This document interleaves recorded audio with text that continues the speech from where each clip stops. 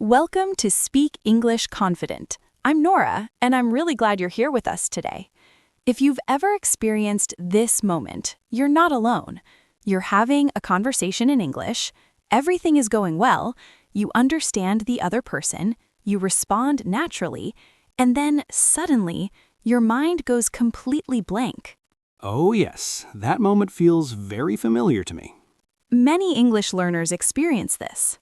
It's such a strange feeling. 1 second I'm speaking normally, then suddenly my brain says, I have no more words. And in that moment, many people start to panic.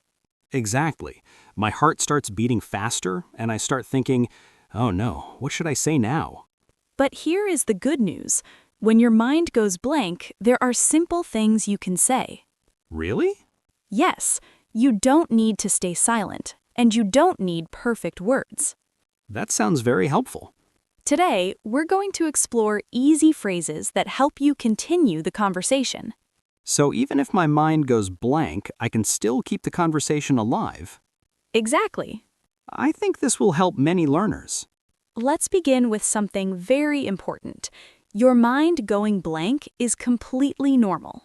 Even for native speakers? Yes, everyone occasionally forgets what they want to say. That's reassuring. Conversation is spontaneous. Our brains are thinking and speaking at the same time. So sometimes the brain needs a moment. Exactly. And that moment is perfectly okay. So what should someone say in that moment? The first and most useful phrase is very simple. Let me think. Oh, that's easy. Yes, let's practice it. Let me think. Perfect. That phrase gives you time to organize your thoughts. Exactly. Instead of silence, you communicate that you are thinking. And the other person understands. Yes. Now let's imagine a situation. Someone asks you a question. Okay. They ask, what do you usually do on weekends? Sometimes I need a moment to think. So you can say, let me think. That feels very natural. Then you continue with your answer. For example, on weekends I usually relax and watch movies. Excellent. That phrase feels like a small safety tool. Exactly. A small tool that helps conversations continue. What if I need more time? Great question. You can expand the phrase. How? You could say, that's a good question. I like that phrase. Let's practice it. That's a good question. Perfect. It sounds very natural in conversation. Because people use it often. And it gives you a few extra seconds to think. Exactly. Let's try a small role play. Okay. I will ask you a question. Ready. What is your favorite place to travel? That's a good question. Let me think. I really enjoyed visiting Japan. That was perfect. Those small phrases made the moment feel relaxed, Because you stayed calm and gave your brain time. instead of feeling nervous. Exactly. Now let's explore another situation. You start answering a question, but suddenly you forget a word. That happens to me all the time. Many learners feel stuck in that moment. Yes, I start searching for the word in my mind and everything stops. But there is a simple solution. What is it? Describe the idea instead of the word. Describe the idea? Yes, imagine you forget the word passport. Okay. You could say, it's the document you need for traveling to another country. That works. The other person will understand. And maybe they will say the word. Exactly. That removes a lot of pressure.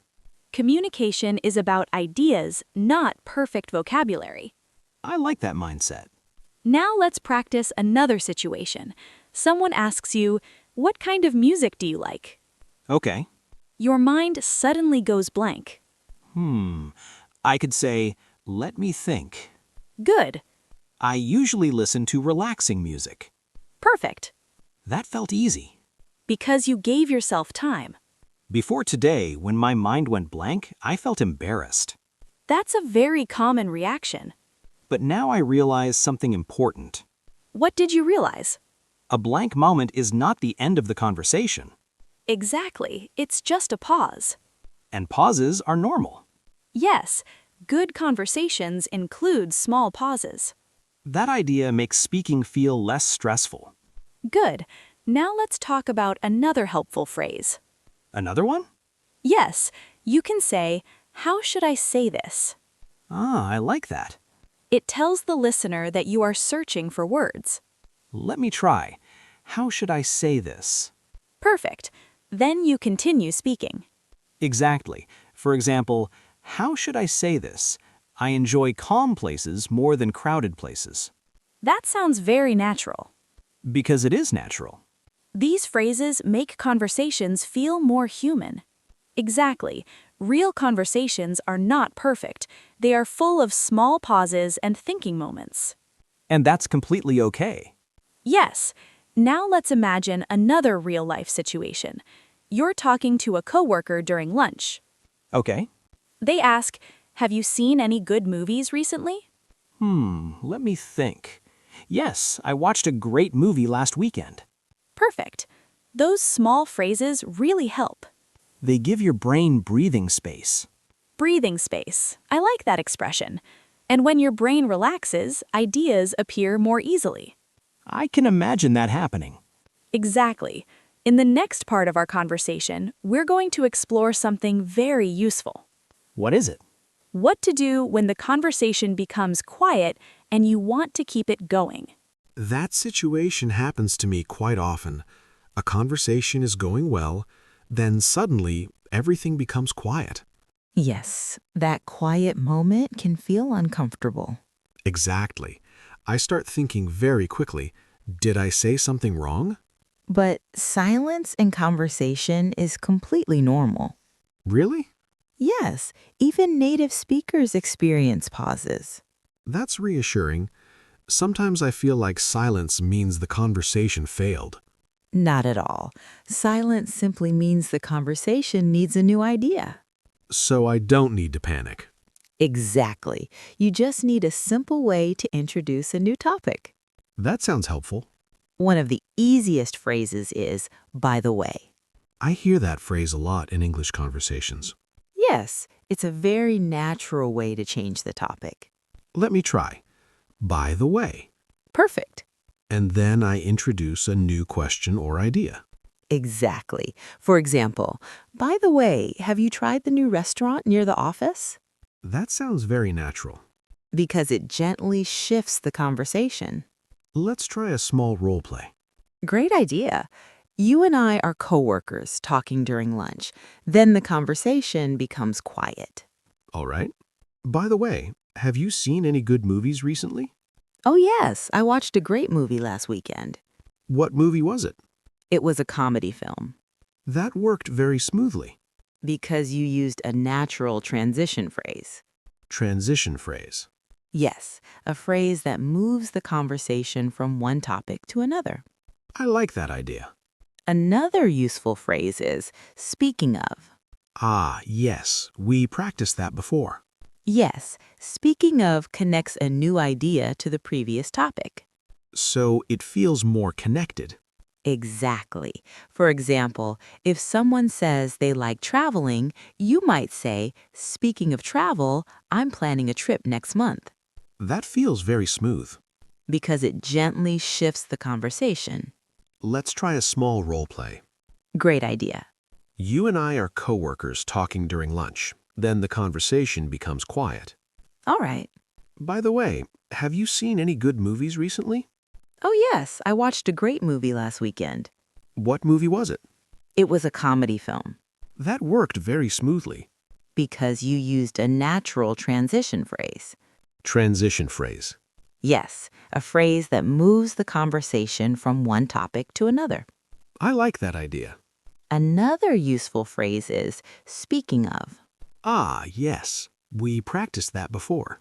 Yes, "speaking of" connects a new idea to the previous topic. So it feels more connected.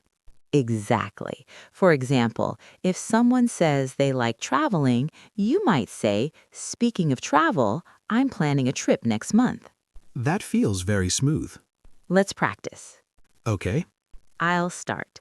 I really enjoy trying different foods when I travel. Speaking of travel, I'm hoping to visit Italy someday. Oh, that would be amazing. That was easy. Because the ideas connect naturally. I'm noticing that conversations often move through small connections. Exactly. Ideas connect like links in a chain. That's a helpful way to think about conversations. Now let's explore another useful strategy, asking open questions. Open questions invite longer answers. Exactly. They help conversations grow. Can you give an example? Of course, instead of asking, "Did you enjoy the workshop?" Which has a yes or no answer. you could ask, "What did you think about the workshop?" That invites a longer response. Exactly. Let's practice. All right.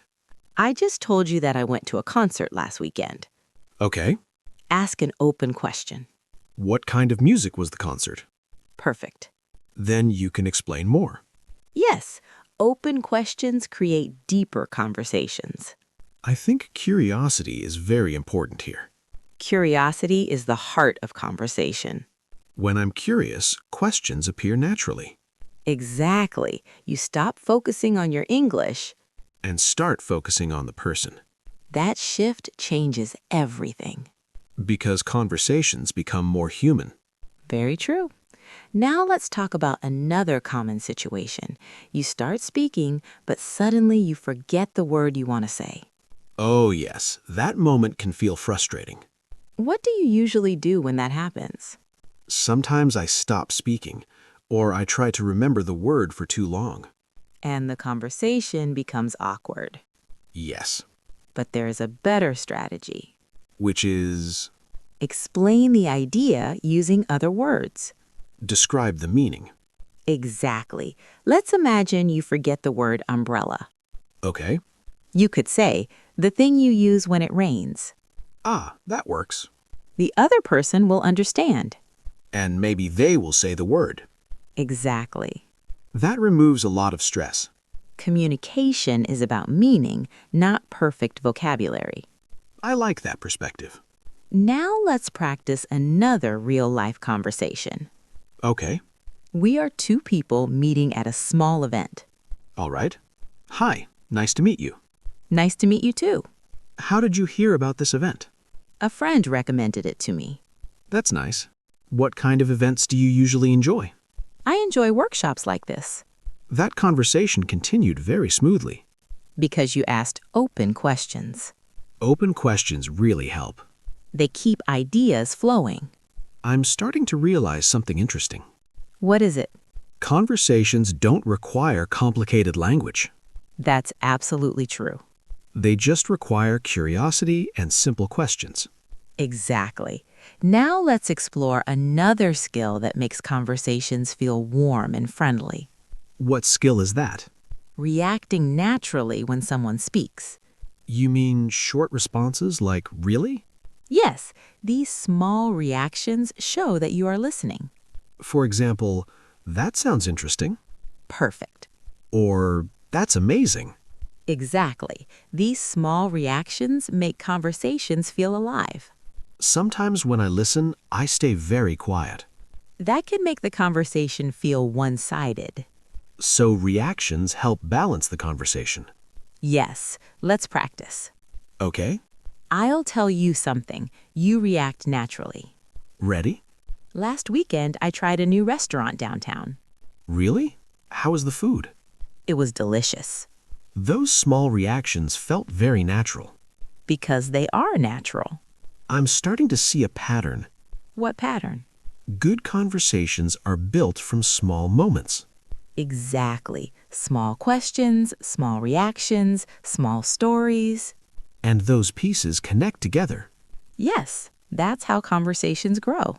I feel more confident already. That's wonderful. But I'm curious about something. What are you wondering? What if my mind goes blank in the middle of telling a story? That's a great question, and it happens to many people. I would love to know how to handle that situation. In the next part, we're going to practice exactly that, how to continue speaking even when your mind suddenly loses the next idea. That situation is very familiar to me. Sometimes I start telling a story and everything is going well. Then suddenly, I forget what I wanted to say next. Yes, that can feel a little stressful. Exactly. I'm in the middle of speaking and my mind suddenly says, I lost the next sentence.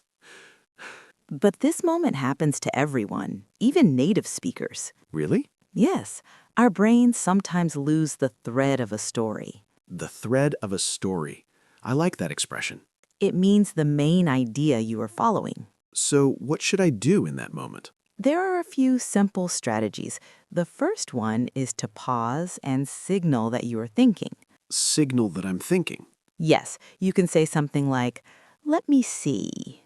Ah, that sounds natural. Let's practice it. Let me see. Perfect. It feels like a soft pause. Exactly. It tells the listener that you are organizing your thoughts. Instead of suddenly becoming silent. Yes, silence without explanation can feel confusing. But a thinking phrase keeps the conversation comfortable. Exactly. Now let's imagine a situation. You are telling a story about your weekend. Okay. Start the story. Last weekend, I went hiking with some friends.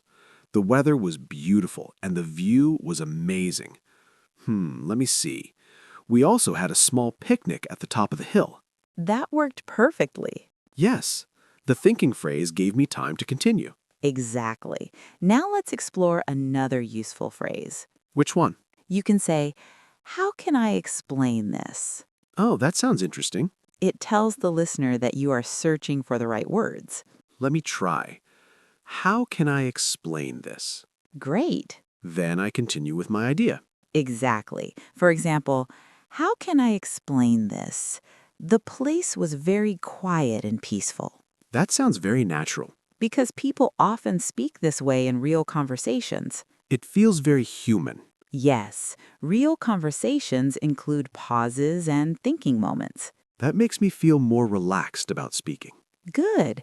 Relaxation helps your brain think more clearly. I've noticed that when I panic, my English becomes worse. That's very common. Stress makes thinking more difficult. So staying calm is important. Exactly. Now let's talk about another helpful strategy, repeating part of the question. Repeating the question? Yes, when someone asks you something, repeating a part of their question gives you time. And shows that I'm listening. Exactly. For example, someone asks, "What kind of books do you like?" I could say, what kind of books do I like? Let me think. Perfect. Then I answer. Yes, this technique is very natural in English conversations. It feels like a bridge between thinking and speaking. That's a wonderful way to describe it. Let's practice a role play. Great idea. You ask me a question.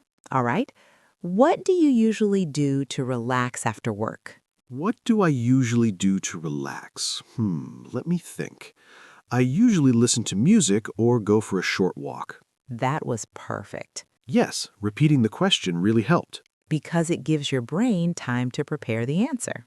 I think many learners would find that very useful. Yes. Now let's explore another common situation. You are telling a story, but you suddenly realize the story is becoming too long. Yes, that happens sometimes. Maybe you forget some details or the story becomes complicated. Then I feel unsure how to finish it. In that case, you can summarize. Summarize. Yes, you can say something like, "So basically..." Oh, I hear that phrase often. Yes, so basically helps you explain the main idea quickly. Let me try. So basically, we spent the whole day hiking and enjoying the view. Perfect. That ended the story clearly. Exactly. Another similar phrase is, "The main thing is." That sounds useful too. For example, "The main thing is that we had a great time together." That sounds very natural. These phrases help you finish your idea smoothly. I like that. Now let's practice a longer conversation scenario. All right. Imagine you are talking with a coworker during lunch. Okay. Start by telling a short story. Last weekend, I tried a new cafe near my apartment. The place was very small but really cozy. Let me see. They had amazing coffee and homemade desserts. That sounds wonderful. What kind of dessert did you try? I tried their chocolate cake. How can I explain this? It was rich but not too sweet. That sounds delicious. So basically, it was one of the best cafes I visited recently. That conversation sounded very natural. Yes, and I used several thinking phrases. Exactly. Thinking phrases make conversation smoother. Before today, I thought pauses were bad. But now you see they are part of normal communication. Yes, pauses help ideas form. Exactly. I feel like I'm learning how to manage conversations better. That's a wonderful skill. Because conversations are not always perfect. And they don't need to be. They just need to keep moving. Exactly. I'm curious about something else. What are you wondering? What if my mind goes blank when someone asks me a personal question? That's a great question. Sometimes personal questions require more thought. Yes, I might need a moment to organize my answer. And that's completely okay. I'd love to practice how to handle those situations. In the next part, we'll explore exactly that, how to answer questions confidently, even when your mind needs a little more time to think. Personal questions can be tricky sometimes, Yes, they can. especially when someone asks something that requires a thoughtful answer. Exactly. Questions about your goals, your opinions, or your experiences often require more time to think. And that's when my mind sometimes goes blank. That's very normal. When a question requires reflection, our brains need a moment to organize ideas. So what should I do in that moment? First, remember that you don't need to answer immediately. That already makes me feel less pressure. You can use a thinking phrase to give yourself time. Like, let me think. Yes, or another useful phrase, that's an interesting question. Oh, I like that one. Let's practice it. That's an interesting question. Perfect. It sounds thoughtful. And it gives you time to prepare your answer. Let's try a small role play. Good idea. Ask me a personal question. All right. What inspired you to learn English? That's an interesting question. Let me think. I think I wanted to communicate with people from different countries. That was a wonderful answer. The thinking phrase really helped. Exactly. Now let's explore another helpful technique, breaking your answer into small parts. What do you mean? Instead of giving a long answer immediately, you build it step by step. That sounds easier. For example, someone might ask, "What are your goals for the future?" That's a big question. Exactly. You might respond like this, "That's a good question." Then continue slowly. Yes. For example, one of my goals is to improve my communication skills. Then I can add another idea. Exactly. Another goal is to travel more. That structure feels manageable. Because your brain is thinking one idea at a time. Instead of trying to create the whole answer at once. Exactly. Now let's practice a longer role play. Okay. Imagine we are coworkers talking during lunch. All right. I'll ask you a question. Ready. What do you enjoy most about your work? That's an interesting question. Let me think. One thing I enjoy is working with creative people. That sounds nice. Another thing I enjoy is learning new ideas from different projects. That was a very natural answer. It felt easier because I built the answer step by step. Exactly. Now let's talk about another important moment, when someone asks you for your opinion. Opinions can sometimes be difficult to express. Especially in another language. Yes, sometimes I worry that my opinion might sound unclear. But there are simple phrases that help express opinions clearly. I would love to learn those. One very common phrase is, "I think." That's simple and direct. Yes. For example, I think learning languages is very valuable. That sounds natural. Another phrase is, in my opinion. Let me try. In my opinion, traveling helps people understand different cultures. Perfect. Those phrases make opinions easy to express. Exactly. Now let's practice another conversation. All right. We are talking about technology. Okay. I ask, what do you think about online learning? That's an interesting question. In my opinion, online learning is very convenient Why do you think that?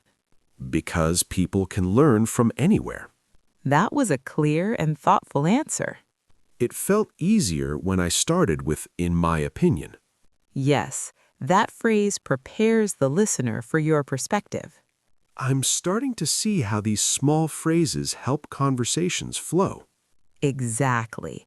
They guide your thoughts and your speech. Before today, when my mind went blank, I felt embarrassed, And how do you feel now? much more relaxed. That's wonderful. Because now I know that pauses and thinking moments are normal. Yes, and you have tools to handle those moments. Thinking phrases Exactly. and step-by-step answers Yes, and simple opinion phrases. perfect. I feel like my conversations will be much smoother now. That's the goal. You know, something interesting is happening. What is it? The more we practice these conversations, the less I worry about mistakes That's a very important change. because my focus is shifting. From perfection to communication. Exactly. And that shift makes speaking much easier. I can feel that. Before we finish, there's one more important skill we should explore. What skill is that? How to gracefully end a conversation when it's time to leave. Oh, yes. That can sometimes feel awkward too. Many learners are unsure what to say. I would love to learn some natural ways to end conversations politely. In the final part, we'll explore exactly how to do that while keeping the conversation warm and friendly. Ending a conversation politely is something I've always wondered about. Yes, many learners focus on starting conversations, but ending them gracefully is also important. Sometimes I enjoy the conversation, but I need to leave, and I'm not sure what to say. That's a very common situation. I don't want the other person to think I'm being rude. Exactly. A polite ending helps maintain a positive connection. So, what are some natural ways to end a conversation? One of the most common phrases is very simple. I should get going. Oh, I've heard that before. Yes, it politely explains that you need to leave. Let me try. I should get going. Perfect. And then I can add a reason. Exactly. For example, I should get going. I have a meeting soon. That sounds very natural. Another friendly phrase is, it was really nice talking with you. That shows appreciation for the conversation. Yes, it leaves the interaction on a positive note. Let me try combining both phrases. Go ahead. I should get going, but it was really nice talking with you. That sounds perfect. It feels warm and polite. Exactly. Now let's imagine a real-life scenario. You're talking with a coworker during lunch, but your break is ending. Okay. Try ending the conversation. I should get going. My next meeting starts soon. But it was really nice talking with you. Great job. And the other person might say goodbye. Yes, something like, nice talking with you too. That feels very natural. Because it is. Are there other phrases we can use? Yes, another useful phrase is, I'll let you get back to your work. Oh, that's thoughtful. It shows that you respect the other person's time. Let me try. I'll let you get back to your work. Perfect. I can imagine saying that at the office. Exactly. Now let's practice a small role play. All right. We've been chatting during a coffee break. Okay. Now you need to leave. I should get going.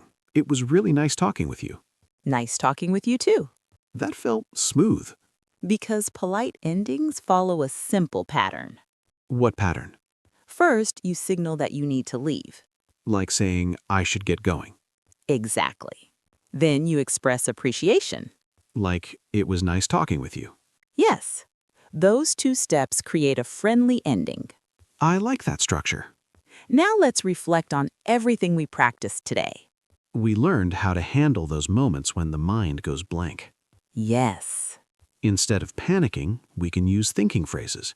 Such as, let me think. Or, that's a good question. Exactly. We also learned that pauses in conversation are normal. Yes, pauses give your brain time to organize ideas. And they don't mean the conversation failed. Not at all. We practice describing ideas when we forget words. That helps keep communication flowing. And we practiced changing topics using phrases like, by the way. Or, speaking of. Those phrases make conversations smoother. Exactly. I feel much more confident about handling blank moments now. That's wonderful to hear. Before today, a blank moment felt like a problem. And now? Now it feels like a normal pause. That change in perspective is very powerful. Because confidence grows when we stop fearing small mistakes. Exactly. Language learning is a journey. And every conversation is practice. Yes. Even imperfect conversations help you improve. I hope everyone listening remembers that. Your English does not need to be perfect. Your ideas matter more than perfect grammar. And every time you speak, you become more confident. I think today's episode showed that conversations are more flexible than we imagine. They really are. Small pauses, small questions, small stories. And small connections. Those simple elements create meaningful conversations. Exactly. Before we finish, maybe we can give our listeners one small challenge. That's a great idea. What challenge would you suggest? Today, try having one conversation in English. Just one. Yes, and if your mind goes blank, Use a thinking phrase. exactly. Let me think. Or, that's an interesting question, Those small phrases can save the moment. and help the conversation continue. To everyone listening, don't be afraid of blank moments. They happen to everyone. What matters is continuing the conversation. And believing in your progress. Thank you for spending this time with us today. We truly appreciate you being part of the Speak English Confident community. Keep practicing, keep speaking. And most importantly, Keep believing in your voice. until next time. Keep speaking with confidence.